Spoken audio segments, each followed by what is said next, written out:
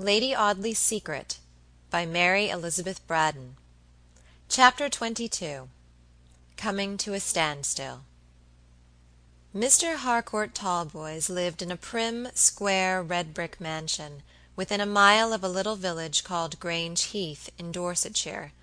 The prim, square, red-brick mansion stood in the centre of prim, square grounds, scarcely large enough to be called a park, too large to be called anything else, so neither the house nor the grounds had any name, and the estate was simply designated Squire Talboys. Perhaps Mr. Harcourt Talboys was the last person in this world with whom it was possible to associate the homely, hearty, rural, old English title of squire. He neither hunted nor farmed. He had never worn crimson, pink, or top boots in his life. A southerly wind and a cloudy sky were matters of supreme indifference to him, so long as they did not in any way interfere with his own prim comforts, and he only cared for the state of the crops inasmuch as it involved the hazard of certain rents which he received for the farms upon his estate. He was a man of about 50 years of age, tall, straight, bony, and angular, with a square, pale face, light gray eyes, and scanty dark hair, brushed from either ear across a bald crown, and thus imparting to his physiognomy some faint resemblance to that of a terrier, a sharp, uncompromising, hard-headed terrier, a terrier not to be taken in by the cleverest dog-stealer who ever distinguished himself in his profession. Nobody ever remembered getting upon what is popularly called the blind side of Harcourt Talboys. He was like his own square-built, northern-fronted, shelterless house. There were no shady nooks in his character into which one could creep for shelter from his hard daylight. He was all daylight. He looked at everything in the same broad glare of intellectual sunlight, and would see no softening shadows that might alter the sharp outlines of cruel facts, subduing them to beauty.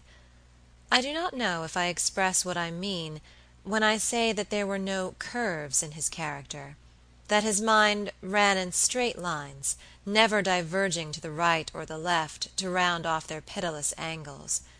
With him right was right, and wrong was wrong.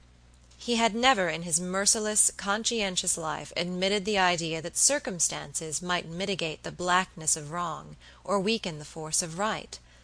He had cast off his only son because his only son had disobeyed him, and he was ready to cast off his only daughter at 5 minutes' notice for the same reason. If this square-built, hard-headed man could be possessed of such a weakness as vanity, he was certainly vain of his hardness. He was vain of that inflexible squareness of intellect which made him the disagreeable creature that he was. He was vain of that unwavering obstinacy which no influence of love or pity had ever been known to bend from its remorseless purpose. He was vain of the negative force of a nature which had never known the weakness of the affections, or the strength which may be born of that very weakness. If he had regretted his son's marriage, and the breach of his own making between himself and George, his vanity had been more powerful than his regret, and had enabled him to conceal it. Indeed, unlikely as it appears at the first glance that such a man as this could have been vain, I have little doubt that vanity was the centre from which radiated all the disagreeable lines in the character of Mr. Harcourt Talboys. I dare say Junius Brutus was vain, and enjoyed the approval of awe-stricken Rome when he ordered his son off for execution. Harcourt Talboys would have sent poor George from his presence between the reversed faces of the lictors, and grimly relished his own agony. Heaven only knows how bitterly this hard man may have felt the separation between himself and his only son, or how much the more terrible the anguish might have been made by that unflinching self-conceit which concealed the torture. "My son did me an unpardonable wrong by marrying the daughter of a drunken pauper," Mr. Talboys would answer to any one who had the temerity to speak to him about George, "and from that hour I had no longer a son. I wish him no ill. He is simply dead to me. I am sorry for him, as I am sorry for his mother who died 19 years ago. If you talk to me of him as you would talk of the dead, I shall be ready to hear you. If you speak of him as you would speak of the living, I must decline to listen." I believe that Harcourt Talboys hugged himself upon the gloomy Roman grandeur of this speech, and that he would like to have worn a toga, and wrapped himself sternly in its folds, as he turned his back upon poor George's intercessor. George never in his own person made any effort to soften his father's verdict. He knew his father well enough to know that the case was hopeless.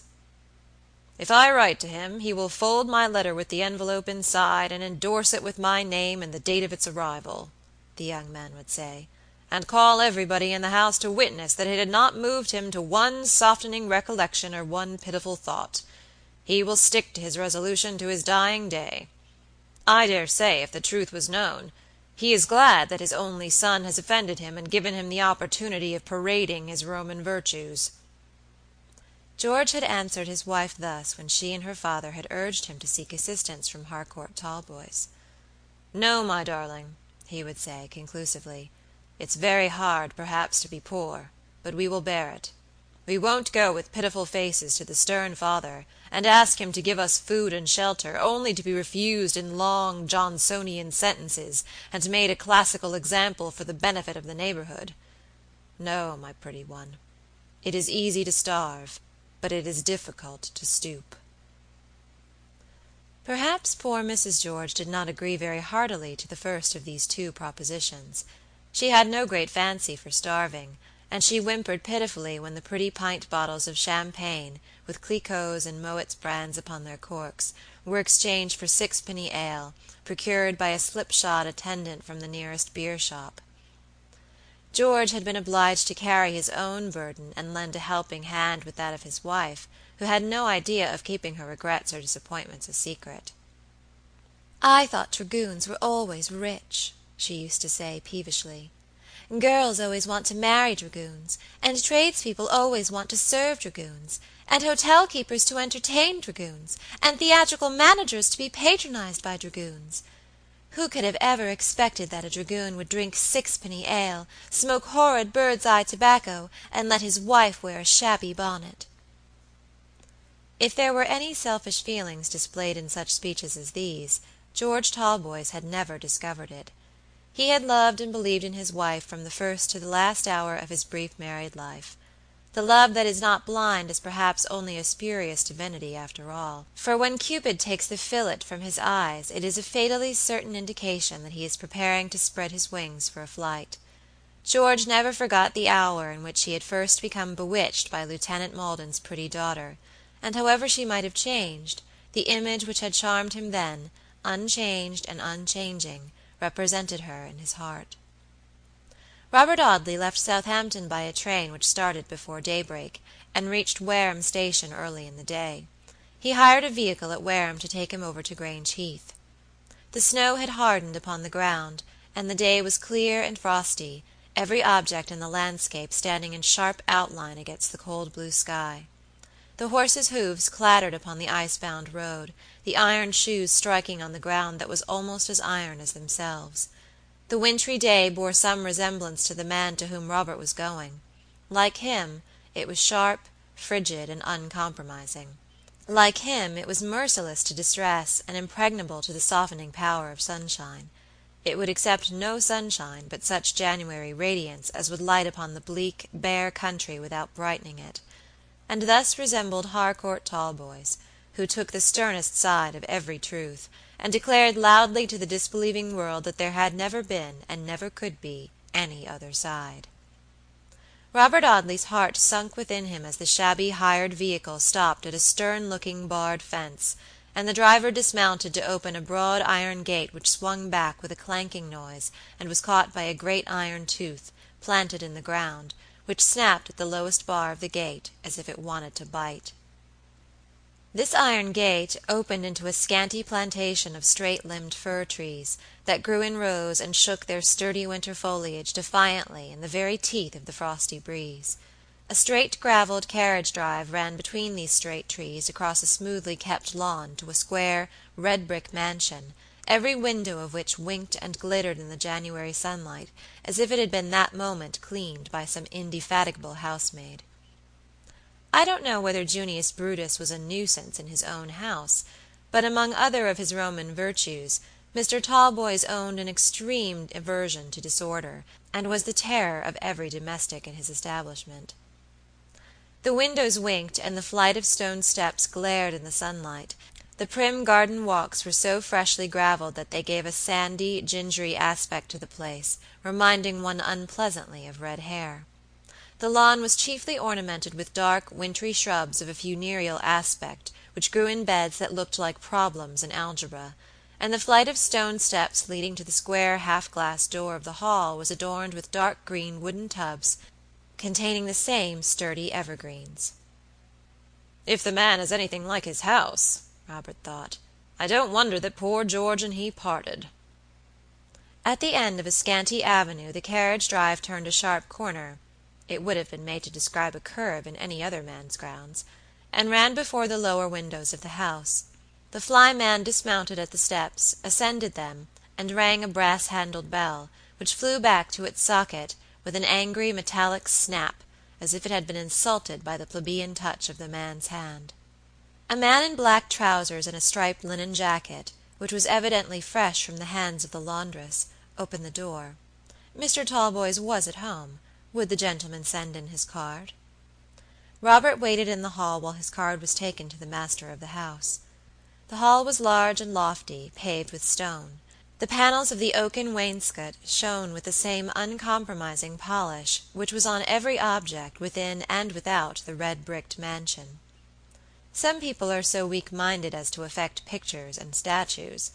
Mr. Harcourt Talboys was far too practical to indulge in any foolish fancies. A barometer and an umbrella-stand were the only adornments of his entrance hall.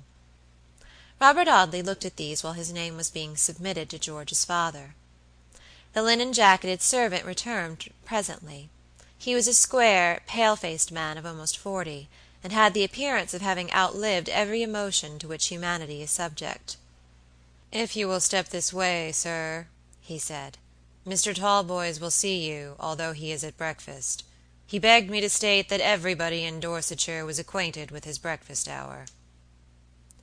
This was intended as a stately reproof to Mr. Robert Audley.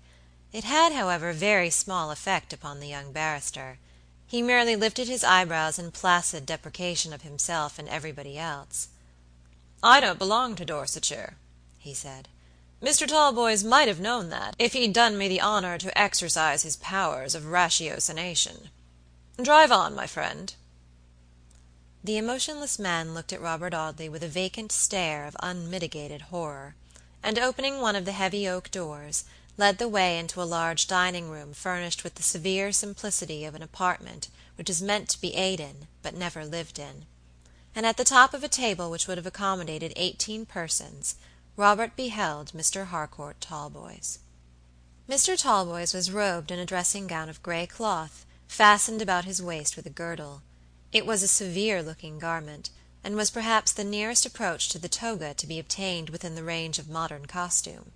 He wore a buff waistcoat, a stiffly starched cambric cravat, and a faultless shirt-collar.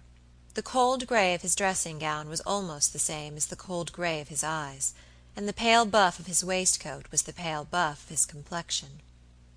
Robert Audley had not expected to find Harcourt Talboys at all like George in his manners or disposition, but he had expected to see some family likeness between the father and the son. There was none. It would have been impossible to imagine anyone more unlike George than the author of his existence. Robert scarcely wondered at the cruel letter he received from Mr. Talboys when he saw the writer of it. Such a man could scarcely have written otherwise. There was a second person in the large room, toward whom Robert glanced after saluting Harcourt Talboys, doubtful how to proceed. This second person was a lady, who sat at the last of a range of 4 windows, employed with some needlework, the kind which is generally called plain work, and with a large wicker basket filled with calicoes and flannels standing by her. The whole length of the room divided this lady from Robert, but he could see that she was young, and that she was like George Talboys. His sister, he thought in that one moment, during which he ventured to glance away from the master of the house toward the female figure at the window. His sister, no doubt. He was fond of her, I know. Surely she is not utterly indifferent as to his fate. The lady half rose from her seat, letting her work, which was large and awkward, fall from her lap as she did so, and dropping a reel of cotton, which rolled away upon the polished oaken flooring beyond the margin of the Turkey carpet. "Sit down, Clara," said the hard voice of Mr. Talboys. That gentleman did not appear to address his daughter, nor had his face been turned toward her when she rose. It seemed as if he had known it by some social magnetism peculiar to himself. It seemed, as his servants were apt disrespectfully to observe, as if he had eyes in the back of his head. "Sit down, Clara," he repeated, "and keep your cotton in your work-box." The lady blushed at this reproof, and stooped to look for the cotton. Mr. Robert Audley, who was unabashed by the stern presence of the master of the house, knelt on the carpet, found the reel, and restored it to his owner. Harcourt Talboys staring at the proceeding with an expression of unmitigated astonishment. "Perhaps Mr. Robert Audley," he said, looking at the card which he had held between his finger and thumb. "Perhaps when you have finished looking for reels of cotton you will be good enough to tell me to what I owe the honor of this visit." He waved his well-shaped hand with a gesture which might have been admired in the stately John Kemble, and the servant, understanding the gesture, brought forward a ponderous red morocco chair. The proceeding was so slow and solemn that Robert had at first thought that something extraordinary was about to be done, but the truth dawned upon him at last, and he dropped into the massive chair. "You may remain, Wilson," said Mr. Talboys, as the servant was about to withdraw. "Mr. Audley would perhaps like coffee." Robert had eaten nothing that morning, but he glanced at the long expanse of dreary tablecloth, the silver tea and coffee equipage, the stiff splendor, and the very little appearance of any substantial entertainment, and he declined Mr. Talboys' invitation. "Mr. Audley will not take coffee, Wilson," said the master of the house. "You may go." The man bowed and retired, opening and shutting the door as cautiously as if he were taking a liberty in doing it at all, or as if the respect due to Mr. Talboys demanded his walking straight through the oaken panel like a ghost in a German story. Mr. Harcourt Talboys sat with his gray eyes fixed severely on his visitor, his elbows on the red morocco arms of his chair, and his finger-tips joined. It was the attitude in which, had he been Junius Brutus, he would have sat at the trial of his son. Had Robert Audley been easily to be embarrassed, Mr. Talboys might have succeeded in making him feel so. As he would have sat with perfect tranquillity upon an open gunpowder barrel lighting his cigar, he was not at all disturbed upon this occasion. The father's dignity seemed a very small thing to him when he thought of the possible causes of his son's disappearance. "I wrote to you some time since, Mr. Talboys," he said quietly, when he saw that he was expected to open the conversation. Harcourt Talboys bowed. He knew that it was of his lost son that Robert came to speak. Heaven grant that his icy stoicism was the paltry affectation of a vain man, rather than the utter heartlessness which Robert thought it. He bowed across his fingertips at his visitor. The trial had begun, and Junius Brutus was enjoying himself. "I received your communication, Mr. Audley," he said. "It is among other business letters. It was duly answered." "That letter concerned your son." There was a little rustling noise at the window where the lady sat. As Robert said this, he looked at her almost instantaneously, but she did not seem to have stirred. She was not working, but she was perfectly quiet. "She's as heartless as her father, I expect, though she is like George," thought Mr. Audley. "If your letter concerned the person who was once my son, perhaps, sir," said Harcourt Talboys, "I must ask you to remember that I no longer have a son." "You have no reason to remind me of that, Mr. Talboys," answered Robert gravely. "I remember it only too well. I have fatal reason to believe that you no longer have a son. I have bitter cause to think that he is dead." It may be that Mr. Talboys' complexion faded to a paler shade of buff as Robert said this, but he only elevated his bristling gray eyebrows and shook his head gently. "No," he said. "No, I assure you. No. I believe that George Talboys died in the month of September." The girl, who had been addressed as Clara, sat with work primly folded upon her lap, and her hands lying clasped together on her work, and never stirred when Robert spoke of his friend's death. He could not distinctly see her face, for she was seated at some distance from him, and with her back to the window. "No, no, I assure you," repeated Mr. Talboys. "You labor under a sad mistake." "You believe that I am mistaken in thinking your son dead?" asked Robert. "Most certainly," replied Mr. Talboys, with a smile expressive of the serenity of wisdom. "Most certainly, my dear sir. The disappearance was a very clever trick, no doubt, but it was not sufficiently clever to deceive me. You must permit me to understand this matter a little better than you, Mr. Audley, and you must also permit me to assure you of three things. In the first place, your friend is not dead. In the second place, he is keeping out of the way for the purpose of alarming me, of trifling with my feelings as a man who was once his father, and of ultimately obtaining my forgiveness. In the third place, he will not obtain that forgiveness, however long he may please to keep out of the way, and he would therefore act wisely by returning to his ordinary residence and avocations without delay."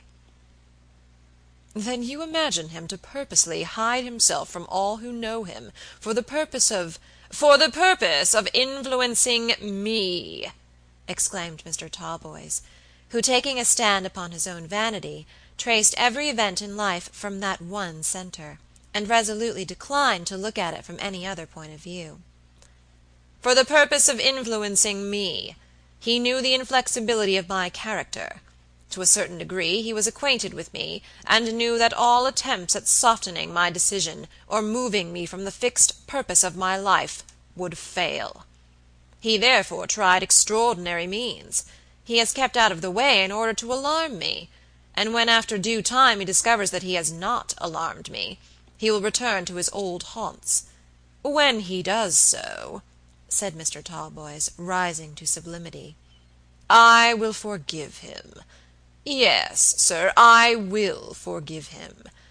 I shall say to him, 'You have attempted to deceive me, and I have shown you that I am not to be deceived. You have tried to frighten me, and I have convinced you that I am not to be frightened. You did not believe in my generosity.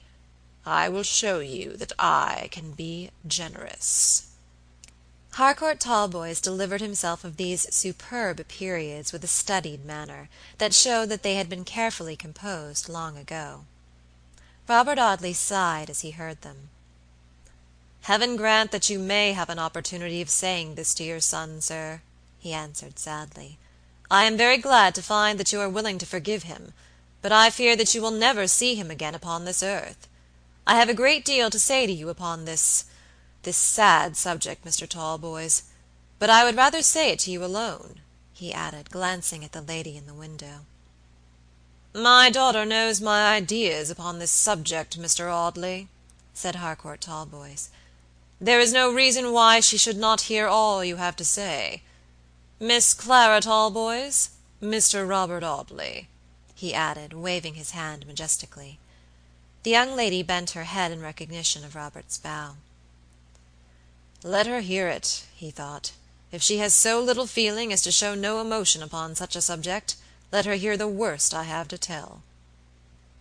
There was a few minutes' pause, during which Robert took some papers from his pocket, among them the document which he had written immediately after George's disappearance. "I shall require all your attention, Mr. Talboys," he said, "for that which I have to disclose to you is of a very painful nature. Your son was my very dear friend, dear to me for many reasons; perhaps most of all dear because I had known him and been with him through the great trouble of his life, and because he stood comparatively alone in the world, cast off by you who should have been his best friend, bereft of the only woman he had ever loved." "The daughter of a drunken pauper," Mr. Talboys remarked parenthetically. "Had he died in his bed, as I sometimes thought he would," continued Robert Audley, "of a broken heart, I should have mourned for him very sincerely, even though I had closed his eyes with my own hands, and had seen him laid in his quiet resting place. I should have grieved for my old schoolfellow, and for the companion who had been dear to me. But this grief would have been a very small one compared to that which I feel now, believing, as I do only too firmly, that my poor friend has been murdered." "Murdered!" The father and daughter simultaneously repeated the horrible word. The father's face changed to a ghastly duskiness of hue; the daughter's face dropped upon her clasped hands, and was never lifted again throughout the interview. "Mr. Audley, you are mad!" exclaimed Harcourt Talboys. "You are mad, or else you are commissioned by your friend to play upon my feelings. I protest against this proceeding as a conspiracy, and I revoke my intended forgiveness of the person who was once my son." He was himself again as he said this. The blow had been a sharp one, but its effect had been momentary. "It is far from my wish to alarm you unnecessarily, sir," answered Robert. "Heaven grant that you may be right and I wrong. I pray for it, but I cannot think it. I cannot even hope it. I come to you for advice. I will state to you plainly and dispassionately the circumstances which have aroused my suspicions. If you say those suspicions are foolish and unfounded, I am ready to submit to your better judgment. I will leave England, and I abandon my search for the evidence wanting to confirm my fears. If you say go on, I will go on." Nothing could be more gratifying to the vanity of Mr. Harcourt Talboys than this appeal. He declared himself ready to listen to all that Robert might have to say, and ready to assist him to the uttermost of his power. He laid some stress upon this last assurance, deprecating the value of his advice with an affectation that was as transparent as his vanity itself. Robert Audley drew his chair nearer to that of Mr. Talboys, and commenced a minutely detailed account of all that had occurred to George from the time of his arrival in England to the hour of his disappearance, as well as all that had occurred since his disappearance in any way touching upon that particular subject. Harcourt Talboys listened with demonstrative attention, now and then interrupting the speaker to ask some magisterial kind of question. Clara Talboys never once lifted her face from her clasped hands. The hands of the clock pointed to 11:15 when Robert began his story. The clock struck 12 as he finished. He had carefully suppressed the names of his uncle and his uncle's wife in relating the circumstances in which they had been concerned. "Now, sir," he said, when the story had been told, "I await your decision. You have heard my reasons for coming to this terrible conclusion. In what manner do these reasons influence you?" "They don't in any way turn me from my previous opinion," answered Mr. Harcourt Talboys, with the unreasoning pride of an obstinate man. "I still think, as I thought before, that my son is alive, and that his disappearance is a conspiracy against myself. I decline to become the victim of that conspiracy." "And you tell me to stop?" asked Robert solemnly. "I tell you only this. If you go on for your own satisfaction, not for mine.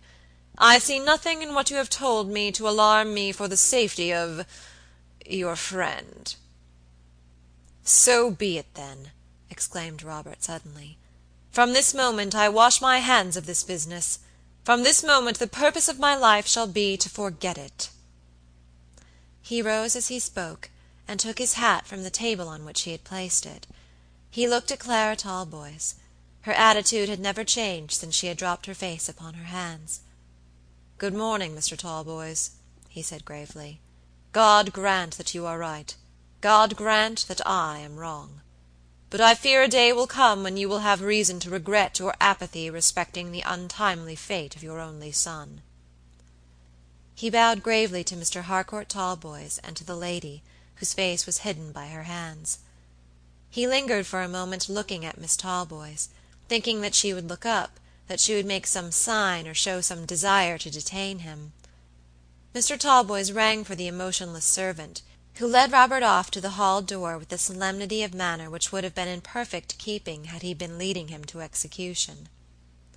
"She is like her father," thought Mr. Audley, as he glanced for the last time at the drooping head. "Poor George, you had need of one friend in this world, for you have had very few to love you." CHAPter 23